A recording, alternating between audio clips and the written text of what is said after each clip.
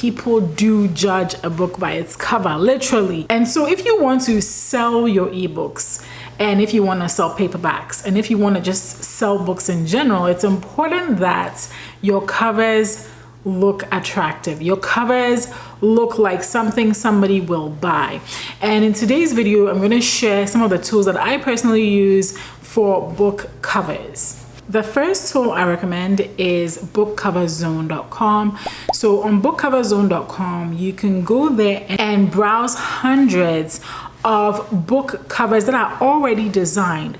And what happens is that you can purchase these pre-designed book covers, right, and then customize it for your title, right? So they have book covers that cover a whole bunch of genres, especially when it comes to fiction, as well as non-fiction, right? So whether you're writing fiction or non-fiction, you can find some really good options there. I personally have used Book Cover Zone covers for some of my books. I've used them primarily for my standalone books. So let me explain that. So for fiction writers, right, a lot of the time you can either write books in series, which most of my books are in a series, or you can write standalone stories, right? So for my standalone stories, I definitely go to Book Cover Zone and use them. This is not to say that you cannot use Book Cover Zone if you plan to write a series, but what I have found from writing fiction for the last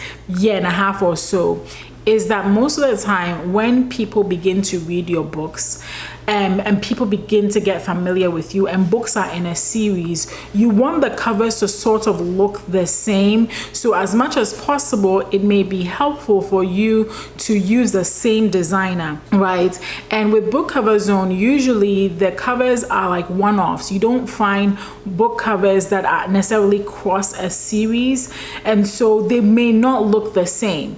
I have found some that look the same, have the same font, have the same, design and whatnot, and you can have that, right? But it's few and far between. So I use those for my standalones. If you want to design book covers for a series and you want them to look uniform, you want the branding to look the same, I would then recommend that you go to a place like DesignCrowd.com. So with DesignCrowd.com, basically you go there, it's basically crowdsourced graphic design, and so you go there, you describe your project, and you kind of throw it out to the community, and then there are going to be a handful of designers that will submit their designs to you based on what you described, right? Now you will choose the winning designs based on what it is that you're looking for, and then what I found is that you can then invite this person to work on projects later on for later projects, right? So it's good at this point to build that relationship with people. And I definitely did that for my series where I had multiple covers done by the same designer for a series.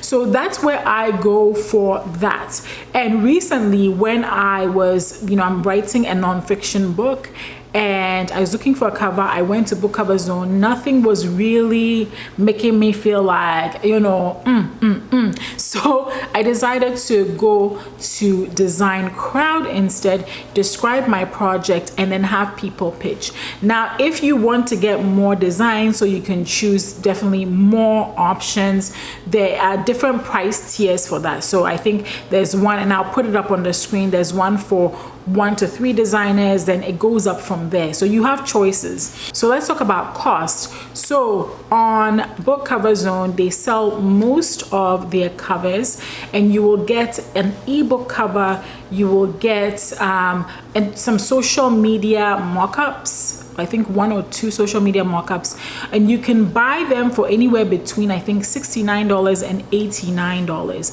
and the design belongs to you. Basically you bought the license and the rights to that cover, it's yours, and you can do whatever you want with it.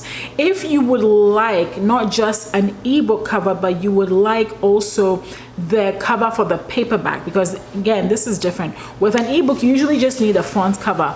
With a paperback, you often need the front cover and the back cover and the spine. So if you need that, then you would have to pay a little extra for that. And I think at that point it goes a little bit over $100, but for what you get, I think it's really worth the price, because I know some people who, you know, would charge way more than that for book covers, right? And this is not to knock their business.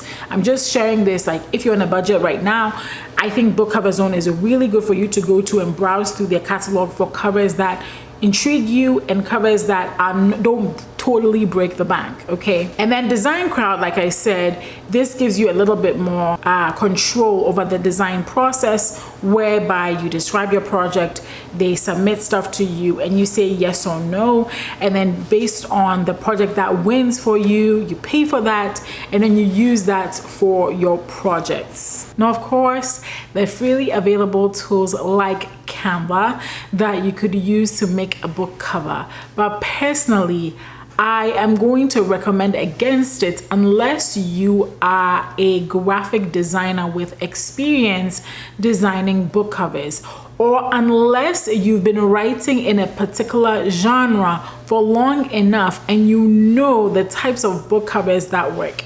This is not to say you cannot do it. I'm just saying, based on what I know, okay, it's better for you to find people to design your book covers for you. I understand budget concerns, but if you want your book to sell, you want a professional looking book cover, and these two services will help you have that. Let me know in the comments if you enjoyed this video or if you have any other questions.